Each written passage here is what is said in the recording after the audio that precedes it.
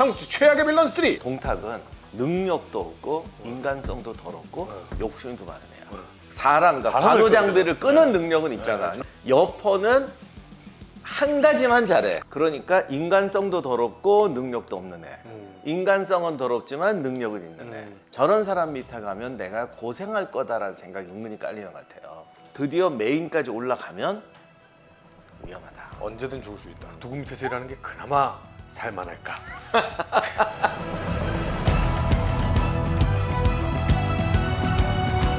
삼국지에는 참으로 많은 인물들이 등장합니다. 그 중에서도 가장 매력적이고 가장 사람의 마음을 움직이는 것은 바로 빌런이 아닐까라는 생각이 드는데요. 삼국지 최악의 빌런 3. 그리고 내가 만약에 그 밑에서 일을 해야 된다면 누구 밑에서 일하는 게 그나마 살만할까?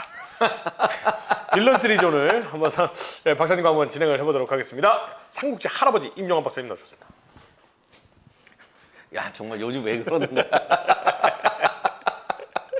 아니 근데 뭐 삼국지 최악의 빌런 하면은 정말 뭐 많은 사람들이 떠오르기는 하지만 내가 그 밑에서 일을 한다는 건 상상을 해본 적이 없어서 그러니까 처음에는 삼국지 빌런을 하려고 했는데 네. 뭐 하나만 하지 뭐 탑3 뭐 탑5 하면 뻔하잖아 위에 있는 놈.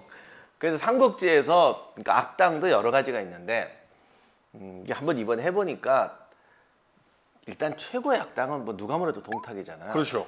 그러니까 이게 이번에 깨달은 게 있는데 동탁은 능력도 없고 인간성도 더럽고 욕심도 많은 애야.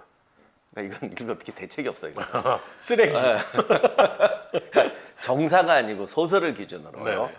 그다음 조조는 누구나 다 알듯이 인간성은 더럽지만 애가 저기 능력은 있어. 능력이 뛰어나. 여포는 한 가지만 잘해. 그렇죠. 조조하고 또 달라. 무력 1편. 한 가지만 잘해. 머리는 멍청해. 네. 욕심은 많아. 뭐 이렇게 돼 있어요. 그래서 누구 밑에 가서 일을 해볼까 그랬더니 동탁은 이건 답이 없잖아. 그렇죠. 빼. 그래서 조조하고 여포가 남는데 너무 좀 심심해서 네. 한 명을 뭘 넣을까 하다가 결국 세상은 빌런이 두 종류가 있는 것 같아요. 요즘 영화에 왜 매력적인 빌런이 중요한데 뭐 조커라든지 예. 뭐. 예. 요 차이가 능력 유무더라고요. 능력이 있느냐 없느냐. 그러니까 인간성도 더럽고 능력도 없는 애.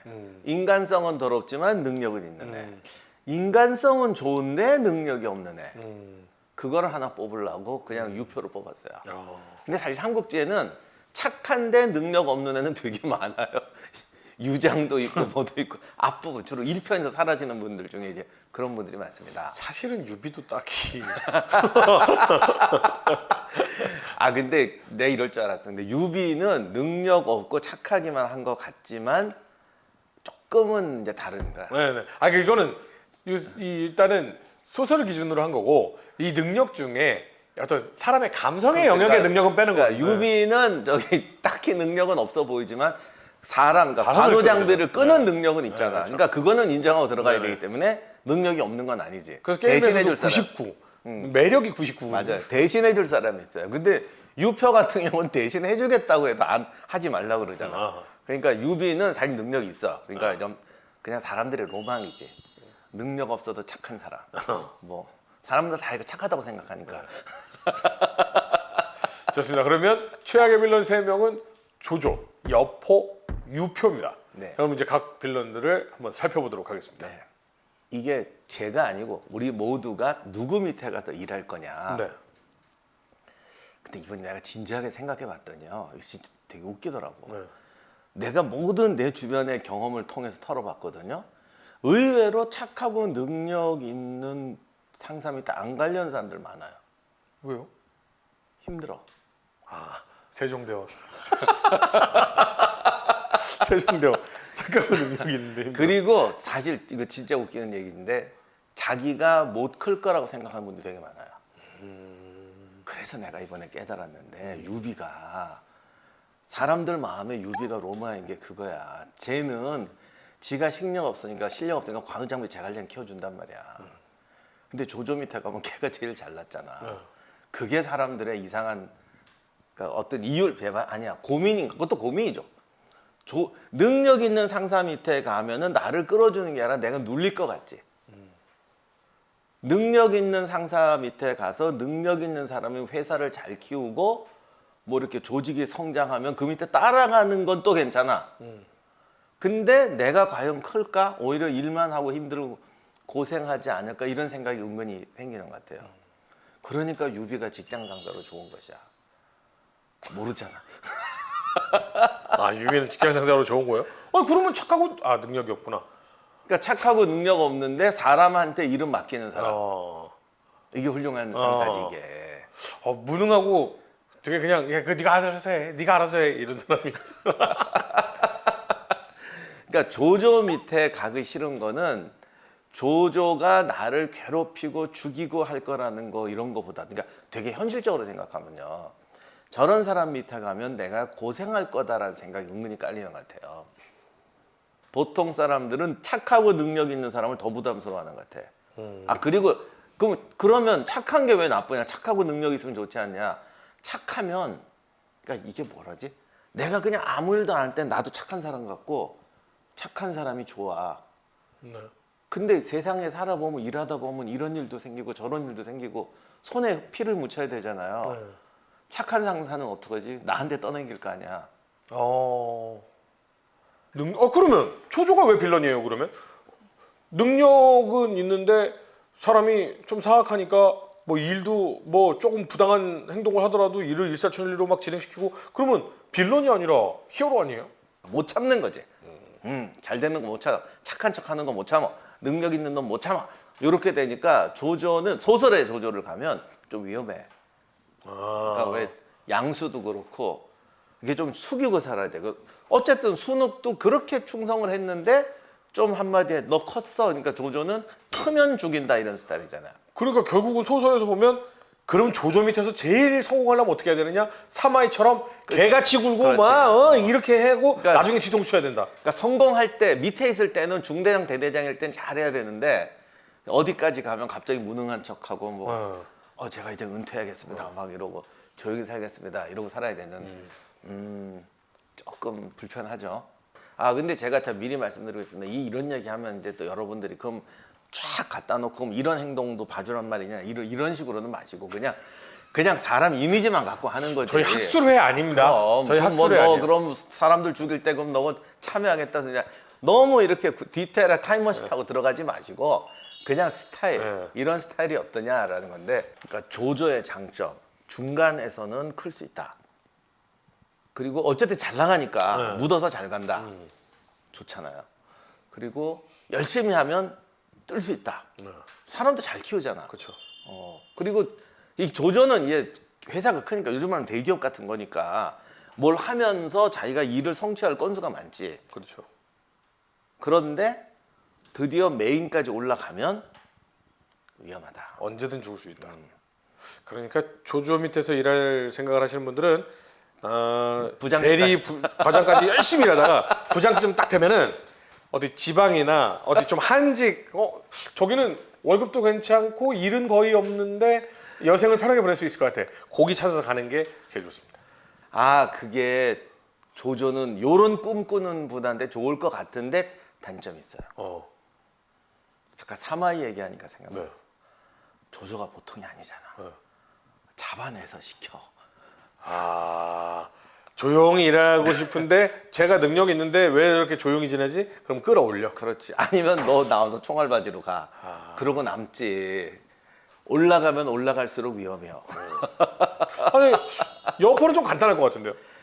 보통 여포가 원래 정원 부하였잖아요. 근데 소설엔 이걸 어떻게 처리했냐면 동탁이 어느 날 이제 소재를 내리고 소재지 진료왕을 이제 헌재로 등극시켰다.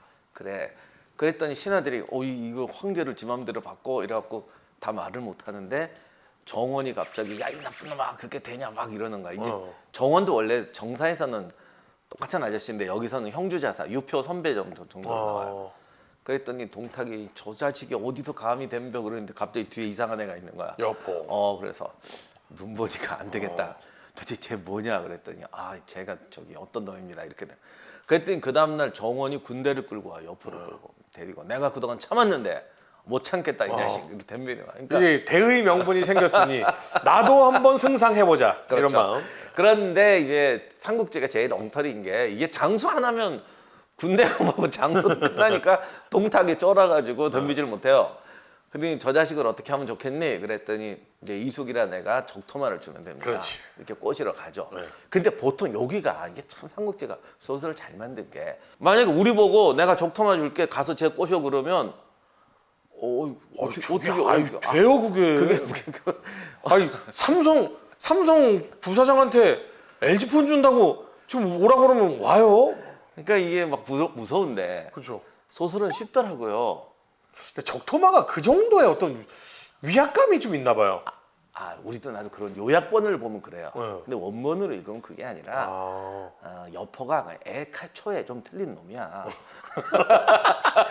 애초에 글러먹었던 그래가지고 이거 주고 그냥 동탁한테 오지 그랬더니 내가 얘 죽이고 하면 됩니까? 쟤 죽이고 하면 받아줄까? 애가 벌써 이러고 있더라고. 야너 제 밑에서 어디까지 갈 것 같아? 지금 여기 글로벌이야. 지금 천하통일 간다. 이러는 건 느낌이죠. 그러니까 간단하게 되더라고. 그래서 소설에서는 여포를 애초에 걸린 놈으로 그런 거로 만들어놨기 때문에 시작부터가. 그럼요. 조조는 종잡을 수가 없어. 근데 여포는 욕심쟁이야. 쟤 아까 말했던 금리 바꾸면 의리 뭐 없어. 그렇지만 뭐 부하들 같아도 막 나쁘게 굴고 이러진 않고 그리고 이제 특히 이제 요게 약간 그게 들어갔는데 여포가 이제 좀 배운 애들한테는 꼼짝 못해. 그 진궁한테만 그런 게 아니라 맞아요. 그 전에도 보면 조언해주겠다고 찾아온 배신 때리게 하는 그러니까 그런 쪽 애들은 이래서 그랬잖아요. 그러면 꼼빡꼼빡 넘어가고 그러니까 조금 단순하고 그러니까 좀 쉽게 말하면 욕심은 있는데 컨트롤이 된다. 예측 가능하다. 맞아. 조조는 예측 불가능이다. 맞아. 그러니까 자기가 능력 있는 애들은 차라리 얘 옆에서 그냥 이렇게 주무르면서 갈 수 있다. 이게 장점이죠. 근데 이제 문제는 리더가 멍청하니까 같이 죽을 때는 방법이 없다. 여포는 진궁 같은 사람에 보면은 차라리 괜찮은 거야. 그리고 단순할 뿐이지 변덕은 안 부리고. 그렇죠. 그러니까 자기가 하고 싶은 건 욕망은 있고 그것을 위해서는 무슨 짓이든 하지만 또 다른 쪽에 대해서는 또 그냥 그럭저럭 넘어가. 맞아요. 그런 리더. 그러니까 예를 들면 조조는 무슨 얘기를 딱 했을 때, 야, 너 저기 가서 서량으로 진격하고 막 이렇게 했는데, 뭐 전하, 그 전략은 너무 좋은 전략입니다라고 하는데 갑자기 제 목을 베라. 막 이런 타입이잖아요. 계속 머리 아플 것 같아. 야, 너 이번에 저기 가라. 이게 죽이려는 거냐, 살리려는 거냐. 근데 여포는 네라고만 대답하면 돼. 네라고 대답하면 돼. 내가 생각할 때 정말 선택하라고 그러면 조조보다도 여포 밑으로 가는 사람이 더 많을 것 같아. 나도. 유표는 의외예요. 유표 같은 사람도 많아요. 많은데 뭐 삼국지에도 많아요. 네. 근데 아까 말씀드린 동탁을 넣기는 곤란하고. 그렇죠. 그래서 그 방법이 없잖아, 동탁은. 유표는 약간 어떻게 보면 그냥 제 기억 속엔 약간 불쌍한 사람? 유표는 사람은 착해. 근데 능력이 없어. 예. 그래서 그 밑에 있는 부하도 행복하게 살아. 근데 능력이 없다는 게 아주 없지도 않고 딱 그만큼 그러니까 뭐지? 맞아. 고거 운영하는 능력은 있어. 맞아. 그러니까 내일 모레 망한다 이거면 안 되지. 맞아. 그 형주라는 데를 가지고 있고 인덕도 좋고. 맞아. 그 밑에 부하들 꽤 떵떵거리며 주군을 잘 모시고 그렇죠. 뭐 반란 이렇게 생각 안 하고 잘 살고 있었어. 그러니까 이게 잘 돌고 있어. 근데 뭔 일이 터졌을 때가 문제인데 평소에는 서로 너 좋고 나 좋고 아주 좋다고. 돈도 많죠. 땅도 좋지. 형주는 경영 잘했다니까. 그리고 그 밑에 있는 사람들한테 괴롭히지도 않지. 거기다가 정사의 얘기까지 좀 더하면 사람 키 크고 잘생기고 후덕한데 저기 소설에도 그렇게 나오잖아. 유표는 저 겉보기 겉으로 보면은 되게 후덕하고 인격적이고 다만 좀 사람이 속이 좀 좁아서 남한테 뭐 주고 이런 거 좀 겁이 많다 이런 식으로 나오는데 소심하고 의외로 이거 좋아해요 사람들. 그러니까 지금 이 느낌은 뭐냐면 대한민국 전체 사람들이 다 아는 기업은 아니지만 그 지역에 가면 꽤나 유명한 기업 있잖아요. 그러니까 다른 데는 못 가. 그 지방에서만 그냥 퍼져 있어. 하지만 그 지역에선 나름 탄탄한 기업. 분위기 좋고 안 괴롭히고 갈만한데요. 안 괴롭히고 뭐 합병하자 뭐 개혁안 써내라 그런 거 안 뭐 하고 우리 뭐 그런 거 안 하고 월급 제때 또박또박 나오고 돈 많으니까 사장님 우리 안 갈고 안 갈고 갑자기 뭐 우리 10년도 못 간다 내년엔 뭐 미래 세대를 준비해야 된다 뭐 이런 협박 안 하고 없어. 그냥 우리 죽을 때까지 이 기업만 쭉 가지고 가자 이런 느낌이야. 좋은데요? 네. 괜찮은데? 유표 괜찮은데? 야, 이렇게 골라놓고 보면 고르기 힘들지.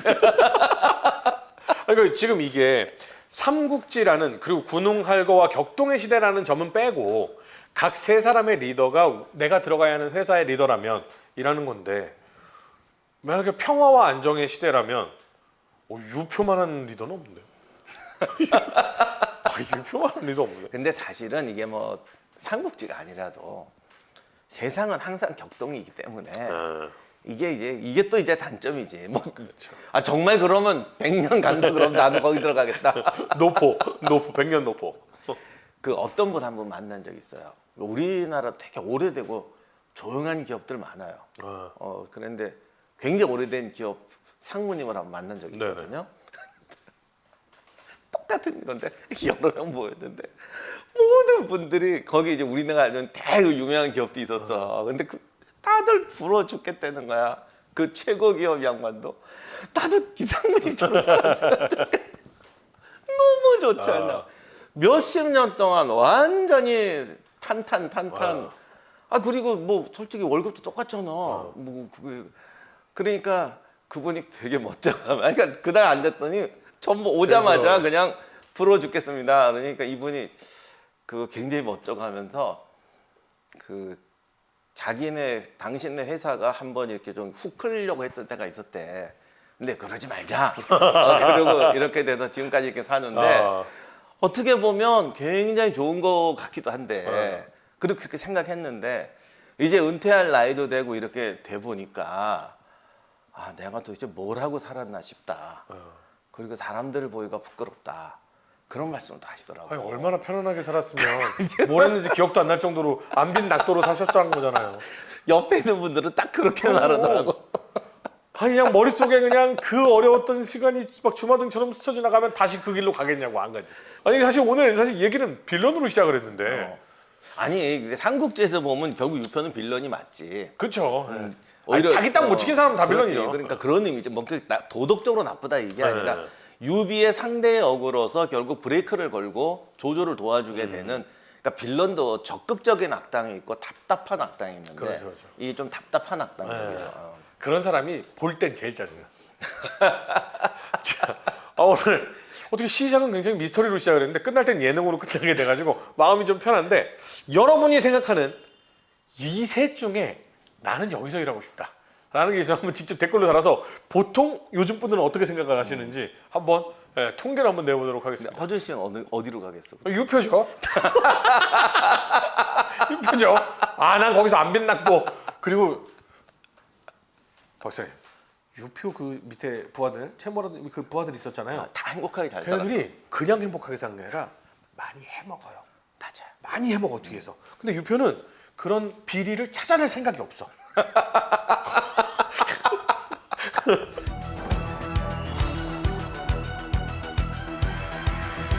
이 삼국지의 이 팩트는 저희가 생각하는 것과 많이 다릅니다. 과연 어떤 것이 다른가? 바로 이 책 속에 있어이다. 삼국지 아저씨 우리 임영환 박사님께서 드디어 전략 삼국지를 쓰셨습니다.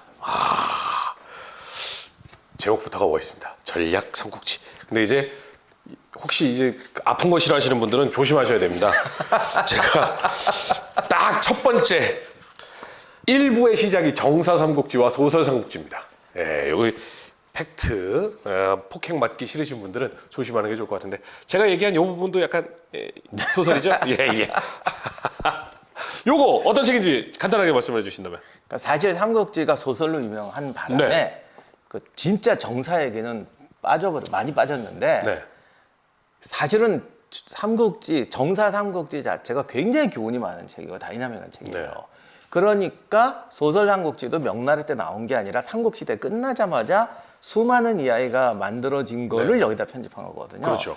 그래서 삼국지 자체가 역사 자체가 되게 흥미로운 책인데 이게 소설로 넘어가니까 정말 재미난 역사 얘기가 다 죽고 수많은 교훈이 죽었어요.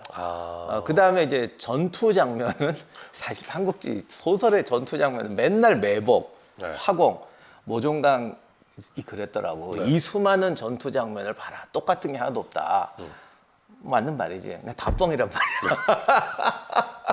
하지만 그 뻥 속에서 감동을 찾아낸 우리 아니겠습니까? 감동은 있는데 진실은 교훈은 없어. 진짜 솔직한 얘기로. 네. 그래서 진짜 전투의 교훈은 따로 있어요. 아. 그런데 굉장히 다이나믹하고 훌륭한 전투도 많고 네. 굉장히 역동적인 삶이잖아요. 네. 그래서 정사 속에 있는 교훈들을 뽑아왔습니다. 네. 이런 말이 있습니다. 삼국지를 읽지 않은 사람과는 친구가 되지 마라. 그런데 삼국지를 3번 이상 읽은 사람과는 절대 싸우지 마라. 그게 무슨 뜻이겠습니까? 인생을 살아가는 참 많은 표본이 돼주고 교훈이 돼준다라는 말 아니겠습니까? 그 교훈을 모아서 우리 삼국지에 대한 이야기 전략삼국지 쓰셨으니까요. 이거 많이들 좀 사랑해 주셨으면 좋겠습니다.